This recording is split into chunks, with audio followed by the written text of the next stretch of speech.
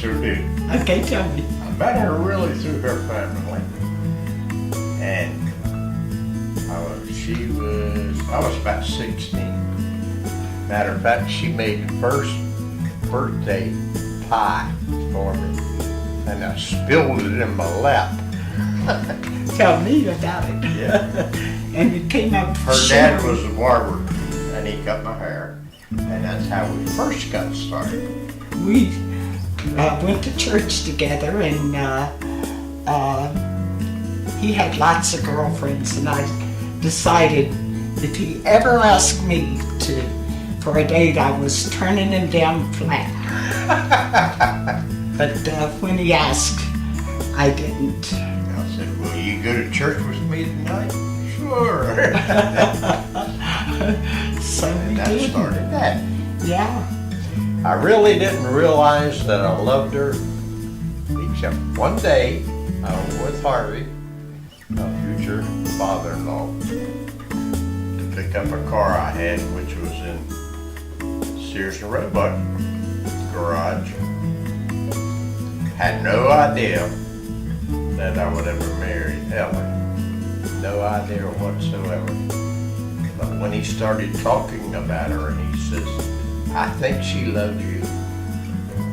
And even up till then, I didn't have that kind of feeling for her.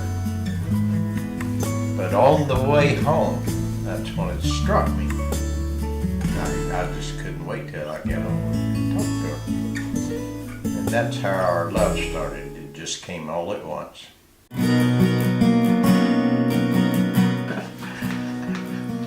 Well, we were married in, 54?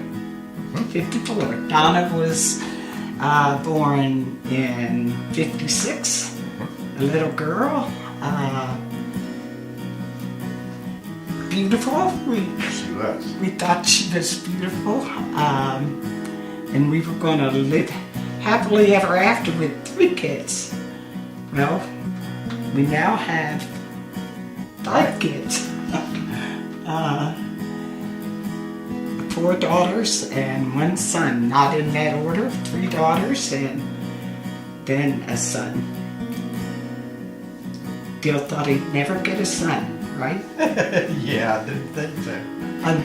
Another daughter. It's just what we needed, is what he said when Dad was born. Do you remember that? Yes, I sure do. We had 5 children altogether. And her daughter, Donna, passed away 6 years ago. She had leukemia. She was in the hospital in North Carolina. And she was such a witness to the people at the hospital.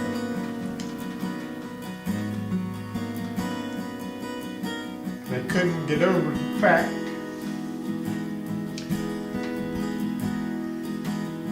that our family was so emotional. I'm very emotional. I love my daughter. Still miss her. So I'm telling about the outhouse. That sounds good. Back quite a few years Oh, ago, that's... we lived in an old house and we didn't have the bathroom. And we didn't have an outhouse. So I decided to build one. So I get the lumber. It was about 110 feet of lumber that was in it. And I dug the hole. And it was heavy. And I went out. So I figured, well, the house is done now. All I got to do is get it over the hole. So anyway, I proceeded to do that. But this, out of green lumber. it was out of green lumber, an inch thick. And this thing weighed about 400 pounds. Now back in those days, excuse me, I was pretty strong, but not that strong. So I asked Ellie to come out and help me. To move it over. Yep, move it over. She's left-handed, very left-handed. That didn't have anything to do So with I it. said, how about helping me with it? What do you need to do? Well, she almost did the opposite of everything that I asked her. This story isn't going right. You're doing pretty He good. kept telling me how to do But it. anyway, when we got to the edge of the hole, she got aggravated because I was aggravated. And she He shouted. said, I'm going to tell this story. Okay. You told me to move it thus and so, and I did. And what'd you say? You didn't do it right. You're not doing it You right. didn't do it right. Okay, tell me again what you tell me. He told me again. What'd you say? Said same thing again. You didn't do it right. That's right. I said, all right. He said, never mind. What'd you say? Never mind, I'll do it myself. That's right. I give the thing a shove. Yeah. Bill falls in the hole. I go in the house. End of story almost. There's this little I short- didn't know if he's living or dead, and There's this little short guy, 8 feet Yeah. down underground with a 400 he was pound toilet. 4 feet under before his time. She didn't come out and help me get out either. Next But thing I got out. next thing I know, he's in the house now. Nothing to do but laugh. We were. So we did. Come November the 1st, we will have been married 61 years. Has it been easy? No. Has it been too hard? No. Why not? When you have love behind you, you give, you take. This thing of 50-50, it doesn't work. It's 100-100. And I myself, growing up, was very independent, very stubborn man, still got a lot of stubbornness in me. And you have to learn and work at being understandable on how the other person thinks. I think that's one of the things that's helped our marriage together. No, it hasn't been easy, but it hasn't been too hard. We've been very poor. But even that in itself doesn't make or break our marriage, and we work at it. If we don't agree with what the other one says, we talk about it. Sometimes we pray about it. But that's how things work out for a marriage. And that's really what has kept us together. It's because we've had the Lord in our family. Some things you have to work out for yourself. But we've learned to do that, and it certainly has paid off. We have never been rich, but we have a lot of love in our family. I've often remarked, of all the families that I've known over my life, I think ours has some of the best love that I've seen anywhere. And that wasn't because we were just such good parents. A lot of that was because we had good children. And I wouldn't trade any of those years for anything I had before I was married. It's been a wonderful 60 years. And as the Lord sees fit to give us a longer life, I look forward to that.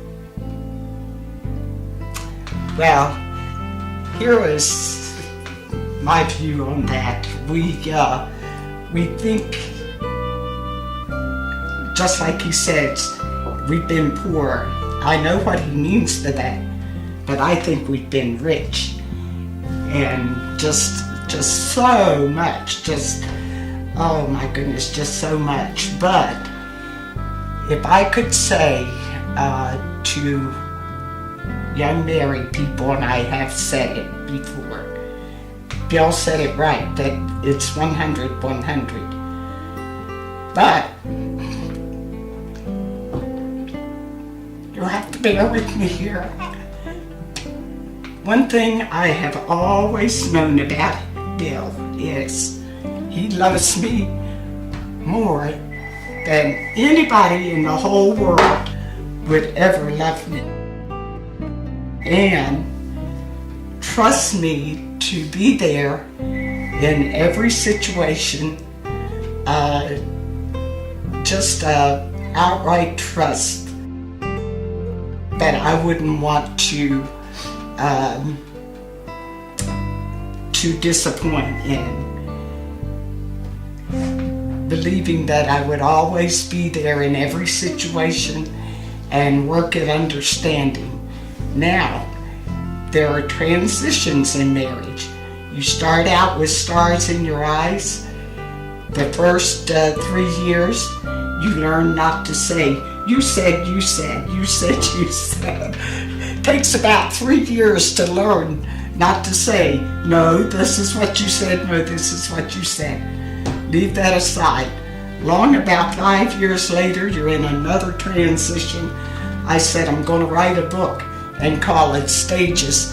And one of the last is, it's going to say after sex, because believe me, you better have something going for you. The bottom line is, I have known from day one that you love me and you'll always love me no matter what. And you expect me to be true and honest, and I wouldn't want to disappoint in that. Probably have many times, but that'll sustain you through a lot of things. Sure will. Mwah.